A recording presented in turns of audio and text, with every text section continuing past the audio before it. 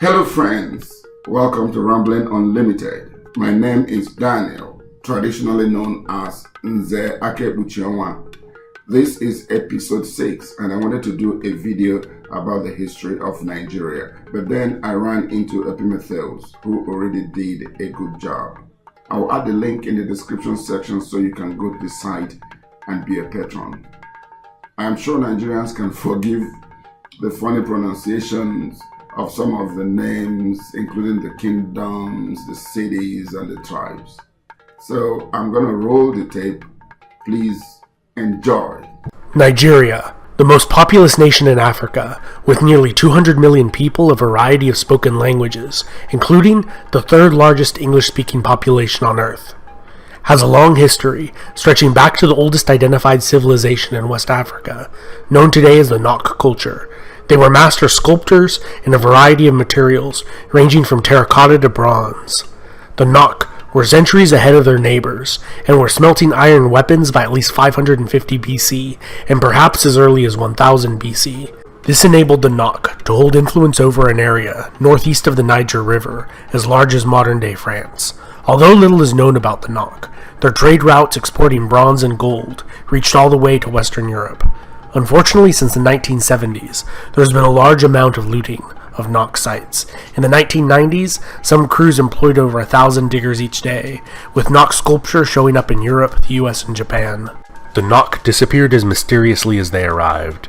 However, their knowledge in sophisticated metallurgy and mining techniques would be passed down to successor civilizations. The powerful Yoruba city of Ife would perfect casting techniques, creating realistic portraits of their nobles and leaders that have survived till today. The sophisticated level of realism captured in metal, not seen since the classical world, would not be matched elsewhere until the Italian Renaissance. Ife was ruled by Oni, a line of divine kings said to be descended from a god. The last prince of the Yoruba city of Ife would found the Oyo kingdom that reached its height around 1400 and maintained long-distance trading routes, protected by the kingdom's formidable cavalry force. To the southwest, the Edo people of the Empire of Benin would also learn metallurgy techniques from the Ife, and constructed one of the most impressive feats of engineering and the largest earthenware structure ever erected, the Walls of Benin, which enclosed an area of over 2,500 square miles. In all, over 9,000 miles of walls comprise this megastructure. Combined with their formidable military, it is no wonder why the Kingdom of Benin was incredibly stable and prosperous over such a long period of time. To the north of Edo, according to legend, was a kingdom ruled over by a line of female queens, one of whom married an adventuring hero from Baghdad in modern-day Iraq. Their sons would rule over a collection of powerful city-states. Over the centuries, Hausaland would unite for short periods of time. However, squabbling and intrigue was the norm. Throughout this period, they maintained amicable relations with the Mali Empire, their economic competitor to the northwest, where many Islamic clerics migrated from to join the courts of the Islamic urban elite of the Hausa kingdoms. The Igbo kingdom of Nri was ruled by a priest king, and expanded its territory through sending converts to spread their faith in surrounding cities and towns.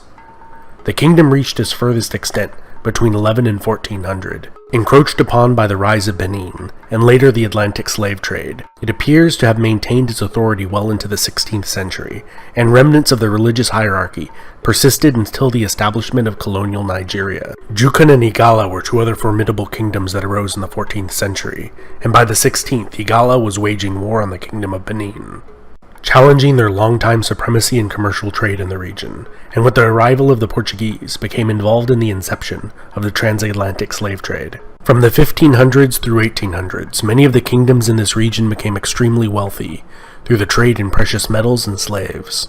However, as the abolishment of the slave trade became widespread throughout the Western world, their fortunes began to stagnate. In 1804, the Sokoto Caliphate would conquer and unite the Hausa kingdoms. At its height, the Caliphate linked over 30 different emirates and was populated by over 10 million people, forming the most powerful state in the region. In his conquest, it captured approximately 2.5 million non-Muslim slaves, whom they put to work in large plantations and heavily incentivized to convert to a more comfortable life.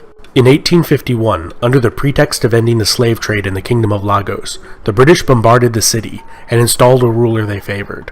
10 years later, they annexed the city in 1861.